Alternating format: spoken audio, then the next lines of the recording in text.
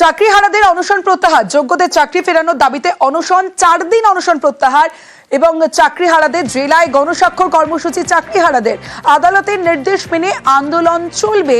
অনশন প্রত্যাহারের পর জানালেন চাকরিহারারা।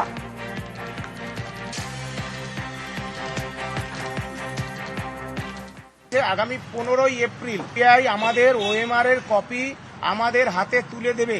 আমাদের একথা সিবিআই থেকে লিখিতভাবে জানানো হয়েছে। আমরা যোগ্য চাকরিহারাদের পক্ষ থেকে আমরা সিবিআই দপ্তরে যাব এবং গণস্বাক্ষর করার জন্য আমরা জেলায় জেলায় যেতে হবে। ভয় ভীতি প্রদর্শন, বায়োটয়লেটহীনতা, যে চূড়ান্ত অব্যবস্থা, এর থেকে আমরা আমাদের সঙ্গী সাথীদের স্বাস্থ্যের কথা ভেবে আমরা এখান থেকে অনশন প্রত্যাহার করছি।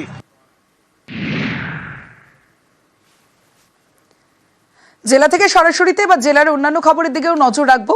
একটি স্কুলে পড়ুয়ার সংখ্যা মাত্র 5, আরেকটিতে পড়ুয়াই নেই। আর সোদপুরের এই দুটি সরকারি স্কুল মিলিয়ে শিক্ষকের সংখ্যা কিন্তু 30 জন। সুপ্রিম রায়ে চাকরি খুইয়ে রাজ্যের অনেক স্কুলই এখন শিক্ষকের অভাবে ভুগছে। সোদপুরের স্কুলের শিক্ষকদের কেন সেই সব স্কুলে পাঠানো হচ্ছে না, প্রশ্ন স্থানীয়দের।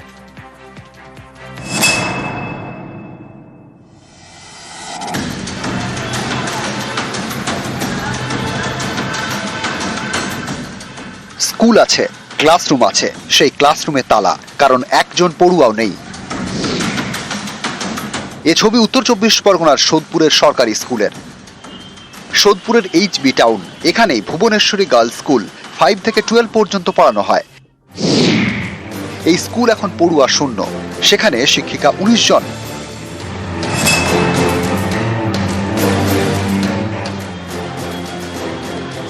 HB টাউনে ভুবনেশ্বরী গার্লসের কাছে আরেকটি সরকারি school, Sodepur Sushil Krishna Shikshayatan for boys. এখানে পড়ানো হয় 5 থেকে 12 পর্যন্ত। এই স্কুলে পড়ুয়া মাত্র 5 জন, শিক্ষকের সংখ্যা 11। এই মুহূর্তে এটা নিয়ে কোনো কমেন্ট করা দরকার নেই। কতজন শিক্ষক রয়েছেন আপনাদের স্কুলে? না, দরকার নেই, ছেড়ে দাও। এখন পোর্টালে সব আছে, তো each and everything you know. কতজন? আমাদের যারা আধিকারিক আছে তারা ভালো বলতে পারবে। আলাদা করে কিছু শোনার নেই, সব তোমরা জানো। এই নিয়ে কোনো কমেন্ট করবো না। সুপ্রিম কোর্টের রায়ে 26,000 শিক্ষক এবং শিক্ষাকর্মীর চাকরি বাতিল হয়েছে। এর জেরে রাজ্যের বহু স্কুলে এখন শিক্ষকের অভাব। অনেক জায়গায় ক্লাস বন্ধ, কোন স্কুলে আবার একা একা সব সারছেন প্রধান শিক্ষক। সোদপুরে কিন্তু অন্য ছবি। এখানকার দুটি সরকারি স্কুলে শিক্ষক শিক্ষিকা আছেন, কিন্তু পড়ুয়া নেই। সোদপুরে দুটি সরকারি স্কুল মিলে পড়ুয়া 5, শিক্ষকের সংখ্যা 30। স্থানীয়রা প্রশ্ন তুলছেন, এই দুই স্কুলের শিক্ষকদের কেন অন্য স্কুলে পাঠানো হচ্ছে না, যেখানে এখন শিক্ষকের সংকট।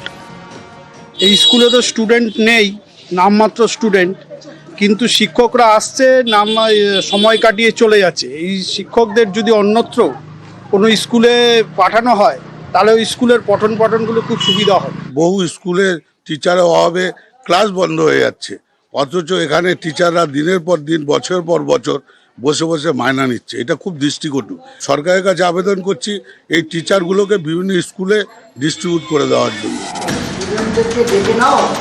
এ নিয়ে দুই স্কুলেই কেউই মুখ খুলতে চাননি। সোদপুর থেকে সুবীর দে, নিউজ 18 বাংলা।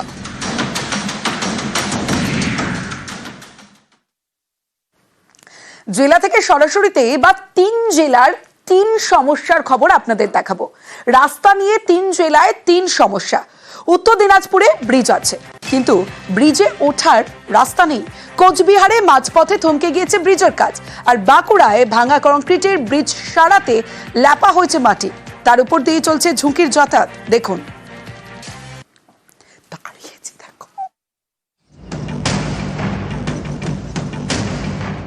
বাঁকুড়ার বিষ্ণুপুরের সুভাষপল্লী, এখানে বিড়াই নদীর উপর কংক্রিটের ব্রিজ, যা আশপাশের বেশ কয়েকটি গ্রামের বাসিন্দাদের বড় ভরসা। এই গুরুত্বপূর্ণ ব্রিজের একাংশ 2023 সালে ভেঙে পড়ে। 2 বছর পর ব্রিজ সারাই করা হয়েছে, কিন্তু মাটি দিয়ে। ব্রিজের দুপাশে বাঁশের ঠেকনা। স্থানীয়দের প্রশ্ন, এভাবে মেরামতি করে কি লাভ? এ তো যে কোনো সময় ভেঙে পড়তে পারে। এটা মাটি দিয়ে করেছে, কিন্তু যে কোনো মুহূর্তে বিপদ হয়ে যেতে পারে। এই কংক্রিটের ব্রিজে মাটি দিয়ে মেরামত করা যায়? এটা মাটিতে কোনো রকম সম্ভব নয়। এটা সেই কচুরিপানা বেঁধে তলের মাটি বালিটা সরে গেছে, দিয়ে বসে গেছে। ব্রিজের পরিস্থিতি এখন ভগ্ন অবস্থায় পড়ে আছে।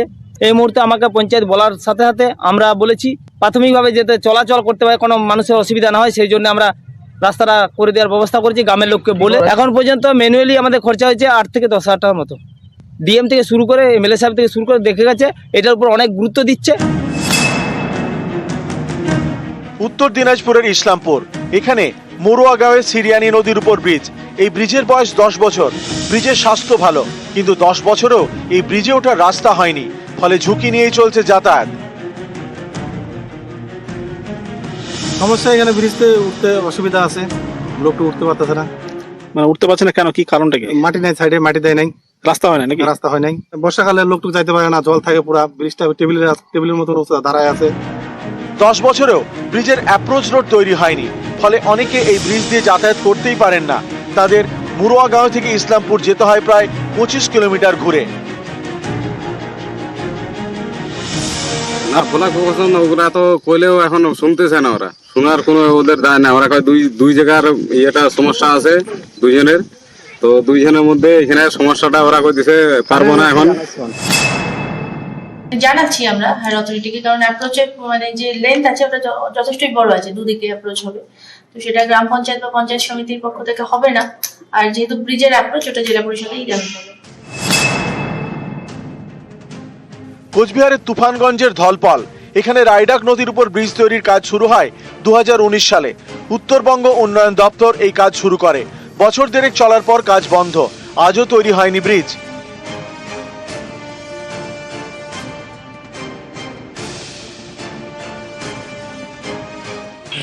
লকডাউনের থেকে বন্ধ, কিভাবে বন্ধ, কি কারণে বন্ধ তা আমরা জানি না। এখন চাচ্ছি যে ব্রিজটা হোক। উত্তরবঙ্গ উন্নয়ন দপ্তরের দাবি 2019 সালে ব্রিজ তৈরির কাজ শুরু হয়, বরাদ্দ করা হয় 5 কোটি টাকা। করোনার সময় কাজ বন্ধ হয়ে যায়। পরিস্থিতি স্বাভাবিক হলে ঠিকাদার সংস্থা বেঁকে বসে। তাদের দাবি কাঁচামালের দাম বেড়ে গিয়েছে, তাই 5 কোটি টাকায় ব্রিজ আর তৈরি করা যাবে না। আমরা পরবর্তীকালে তাকে ব্ল্যাক লিস্টেড করি। ব্ল্যাক লিস্টেড না শুধু না, তাকে আর্থিক জরিমানা করা হয়।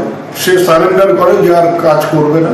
আমরা তারপরে একটা নতুন করে টেন্ডার করেছি এবং সেই টেন্ডার মোতাবেক ওখানে আবার নতুন করে কাজ শুরু। নিউজ 18 বাংলা।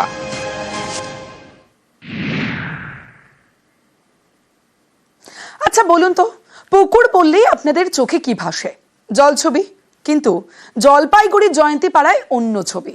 এখানে পুরসভার পুকুর এই রকমই আগাছা আবর্জনায় ভরা। পুকুরের জল কালো, এই নোংরা জলেই মশার সংসার।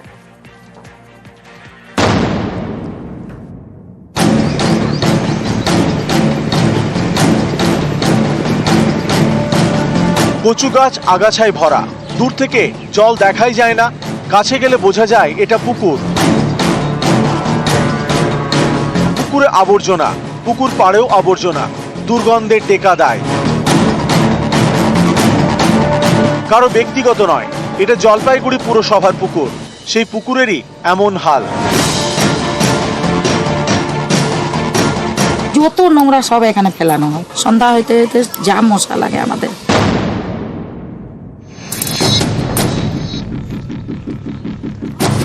জলপাইগুড়ি পুরসভার 12 নম্বর ওয়ার্ড, এখানেই জয়ন্তীনগর।